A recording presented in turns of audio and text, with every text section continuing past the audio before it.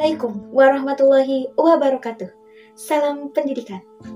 Perkenalkan, nama saya Anissa Fauziah, NIM 0392222651, merupakan mahasiswa program studi Pendidikan Guru Sekolah Dasar, Pendidikan Profesi Guru, Prajabatan, Universitas Pakuan, Kota Bogor. Pada kesempatan ini, saya akan menyampaikan refleksi materi topik bahasan kelima, mata kuliah perspektif sosiokultural dalam pendidikan.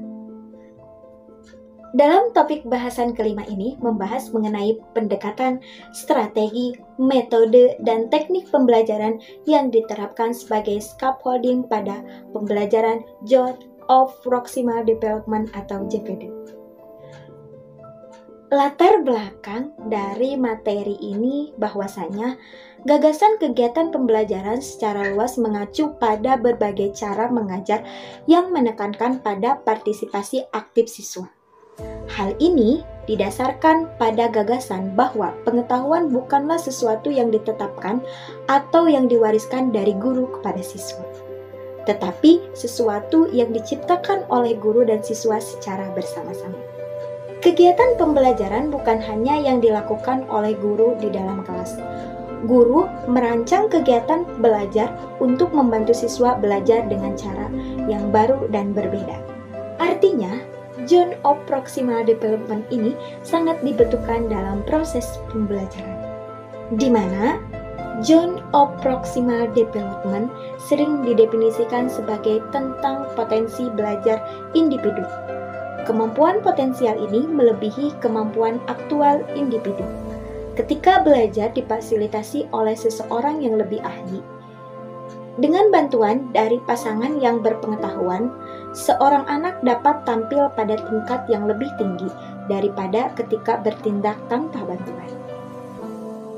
Pertanyaan bahwa kegiatan belajar mengarah kepada perkembangan anak sekolah dasar ke arah kemampuan reflektif tidak mewakili apa yang terjadi secara alami.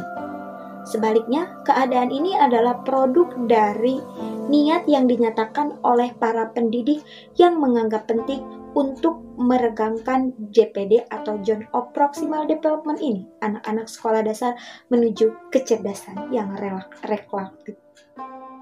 Berpikir dan belajar selalu merupakan interaksi keterampilan dan pengetahuan umum dan khusus antara pelajar. Vygotsky menekankan peran kerjasama antara anak-anak dan orang dewasa, di mana anak memiliki kebutuhan dan kesempatan untuk mencoba praktek budaya baru dari proses pembelajaran yang dilakukan oleh pendidik dan peserta didik.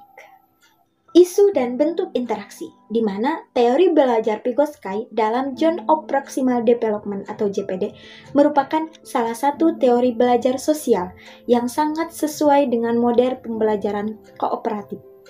Karena dalam model pembelajaran kooperatif terjadi interaksi sosial, yaitu interaksi antara peserta didik dan pendidik, antara peserta didik dengan peserta didik lainnya dalam proses menuju usaha menemukan konsep-konsep dan pemecahan masalah. Selama proses interaksi ini terjadi, pemagangan kognitif atau cognitive apprenticeship, yaitu proses di mana seorang yang sedang belajar tahap demi tahap untuk memperoleh pengetahuan ataupun keterampilan. Dalam materi ini juga dibentuk klasifikasi bentuk dasar interaksi antara anak-anak dan orang dewasa, di mana Vygotsky menjelaskan bahwa proses pembelajaran terjadi pada dua tahap. Tahap pertama terjadi pada saat berkolaborasi dengan orang lain, dan tahap berikutnya dilakukan secara individual yang di dalamnya terjadi proses internalisasi. Selama proses interaksi terjadi, baik antara pendidik maupun peserta didik dengan siswa yang lainnya, kemampuan yang perlu dikembangkan yaitu saling menghargai, menguji kebenaran pernyataan pihak lain, bernegosiasi, dan saling mengadopsi pendapat yang berkembang.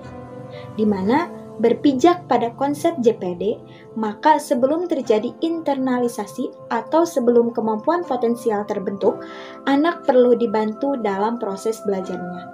Orang dewasa atau teman sebaya yang lebih berkompeten perlu membantu dengan berbagai cara, seperti memberikan contoh, memberikan feedback, menarik kesimpulan, diskusi, dan sebagainya dalam rangka perkembangan kemampuannya dalam proses pembelajaran. Vygotsky juga percaya bahwa seorang anak yang sedang belajar konsep baru bisa mendapat manfaat dari interaksi dengan guru atau teman sekelasnya. Hal ini karena JPD memiliki dua batas dari setiap kemampuan anak dalam menyelesaikan tugas. Vygotsky membedakan antara actual development dan potential development pada tindakan memberikan bantuan kepada peserta didik dalam proses pembelajaran, di mana actual development atau batas bawah ditentukan apakah seorang anak dapat melakukan sesuatu tanpa bantuan orang dewasa atau guru. Potensial development atau batas atas yaitu ketika membedakan apakah seorang anak dapat melakukan sesuatu, memecahkan masalah di bawah petunjuk orang dewasa atau kerjasama dengan teman sebaya. Oleh karena itu, interaksi sosial adalah salah satu cara agar anak dapat mengembangkan kemampuan adaptifnya, sekaligus membantu anak untuk memecahkan masalah yang dihadapi berkenaan dengan tugas yang diberikan oleh guru dalam proses pembelajaran dalam membangun pengetahuan dan keterampilan dari peserta didik. Demikianlah refleksi materi topik bahasan ke-5 mengenai pendekatan, strategi, model, dan teknik pembelajaran dalam scaffolding terhadap zone of proximal development dalam proses pembelajaran. Saya Anissa Fauziah pamit undur diri. Terima kasih atas segala perhatian. Mohon maaf atas segala kekurangan. Salam pendidikan, hidup pendidikan Indonesia. Wassalamualaikum warahmatullahi wabarakatuh.